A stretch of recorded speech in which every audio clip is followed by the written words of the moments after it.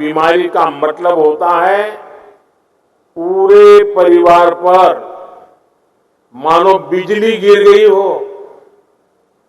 गरीब के घर में कोई एक अगर गंभीर रूप से बीमार होता है तो उसका असर घर के हर सदस्य पर पड़ता है।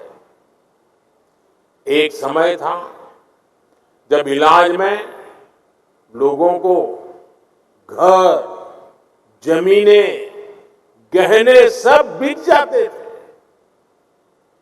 गंभीर बीमारी के इलाज का खर्च सुनकर ही गरीब की आत्मा कांप जाती थी। बुजुर्ग मां सोचती थी कि अपना इलाज कराऊं या नाती पोते की पढ़ाई। बुजुर्ग पिता सोचता था अपना इलाज कराऊं या घर के खर्च देखूं। इसलिए गरीब परिवार के बड़े बुजुर्गों को बस एक ही रास्ता दिखाई देता था, चुपचाप तकलीफ सहो, दर्द बर्दाश्त करो, चुपचाप मृत्यु का इंतजार करो। पैसे की कमी की वजह से इलाज ना करा पाने की वो बेबसी, वो बेचारगी गरीब को तोड़कर रख देती थी। मैं अपने गरीब भाई बहनों को इस बेबसी में नहीं देख सकता था। इसलिए ही उस संवेदना में से, उस दर्द में से, उस पीड़ा में से मेरे देशवासियों के प्रति पूर्ण समर्पण भाव में से आयुष्मान भारत योजना ने जन्म लिया है।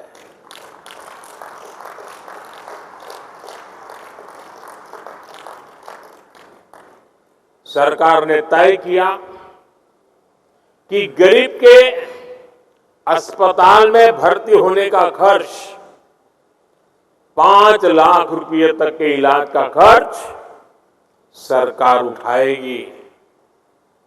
आज मुझे संतोष है कि देश में लगभग 4 करोड़ गरीबों ने आयुष्मान योजना का लाभ उठाया है। ये 4 करोड़ गरीब अस्पताल में भर्ती हुए, इनमें से कुछ तो अलग अलग बीमारियों के लिए कई बार भर्ती हुए, अपनी बीमारी का इलाज कराया और इन्हें एक भी रुपया खर्च नहीं करना पड़ा। अगर आयुष्मान योजना न होती तो इन गरीबों को करीब करीब 1.25 लाख करोड़ रुपए अपनी जेब से देने होते। मैं अक्सर देश के अलग अलग राज्यों में आयुष्मान योजना के लाभार्थियों से मिलता हूं,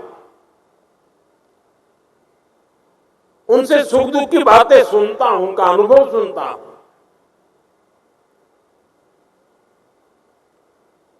और बात करते हुए उनकी आंखों में से जो खुशी के आंसू छलकते हैं, वो आयुष्मान योजना से जुड़े हर व्यक्ति के लिए, हर डॉक्टर के लिए, हर पैरामेडिकल स्टाफ के लिए किसी आशीर्वाद से कम नहीं होते।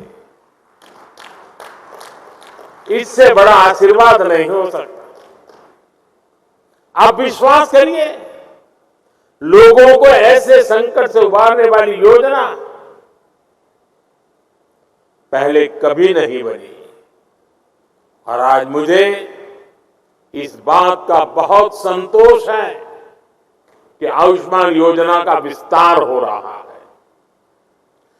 देश के हर बुजुर्ग की नजर इस कार्यक्रम पर है।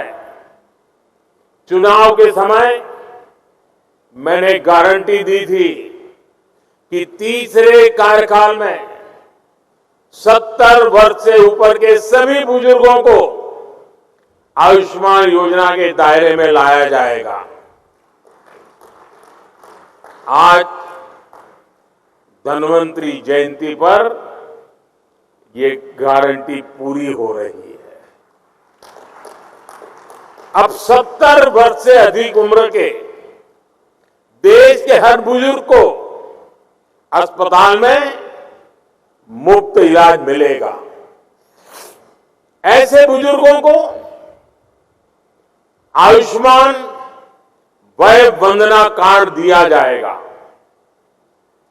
सरकार का प्रयास है कि देश के हर बुजुर्ग जिनकी आयु 70 वर्ष के ऊपर है, उनको जल्द से जल्द आयुष्मान वय वंदना कार्ड मिले।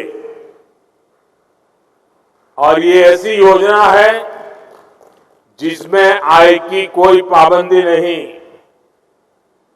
गरीब हो, मध्यम वर्ग का परिवार हो, उच्च वर्ग का परिवार हो, हर कोई इसका लाभार्थी बन सकता है। जो इस योजना का लाभ लेना चाहता है, इस देश का नागरिक, वो इसका लाभ अगर 70 साल से ज्यादा उम्र है ले सकता है। हर बुजुर्ग चिंता से मुक्त हो, वो स्वस्थ जीवन जिए, स्वाभिमान के साथ जीवन जिए। ये योजना इसके लिए मील का पत्थर साबित होगी। घर के बुजुर्ग के पास आयुष्मान वय वंदना कार्ड होगा तो परिवार के खर्चे भी कम होंगे, उनकी चिंता भी कम होगी। मैं इस योजना के लिए सभी देशवासियों को बधाई देता हूं और 70 साल से ऊपर के सभी बुजुर्गों को मैं भी यहां से प्रणाम करते हुए वय वंदना करता हूं। लेकिन साथ साथ मैं दिल्ली के 70 साल के ऊपर के जितने बुजुर्ग हैं और पश्चिम बंगाल के 70 साल के ऊपर के जितने बुजुर्ग हैं, उनसे क्षमा मांगता हूं कि मैं आपकी सेवा नहीं कर पाऊंगा। मैं उनसे क्षमा मांगता हूं कि मुझे पता तो चलेगा आपको कष्ट है, मुझे जानकारी तो मिलेगी, लेकिन मैं आपको सहाय नहीं कर पाऊंगा। और कारण, दिल्ली में जो सरकार है और पश्चिम बंगाल में जो सरकार है, वो इस आयुष्मान योजना से जुड़ नहीं रही है। अपने राजनीतिक स्वार्थ के लिए अपने ही राज्य के बीमार लोगों के साथ जुल्म करने की वृत्ति, ये प्रवृत्ति मानवता की दृष्टि से किसी भी तराजू पर खरी नहीं उतरती है। और इसलिए मैं पश्चिम बंगाल के बुजुर्गों की माफी मांगता हूं, मैं दिल्ली के बुजुर्गों की माफी मांगता हूं। देशवासियों की तो सेवा कर पा रहा हूं, लेकिन राजनीतिक स्वार्थ की वृत्ति की दीवारें मुझे दिल्ली के बुजुर्गों की सेवा करने से रोक रही है, पश्चिम बंगाल के बुजुर्गों की सेवा करने से रोक रही है। और मेरे लिए ये राजनीतिक पहलू से मैं बोल नहीं रहा हूं, भीतर एक दर्द होता है कि जिस दिल्ली से मैं बोल रहा हूं,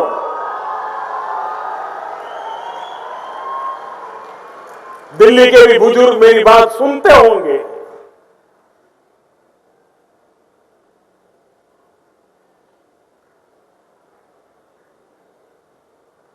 मेरे दिल में कितना दर्द होता होगा।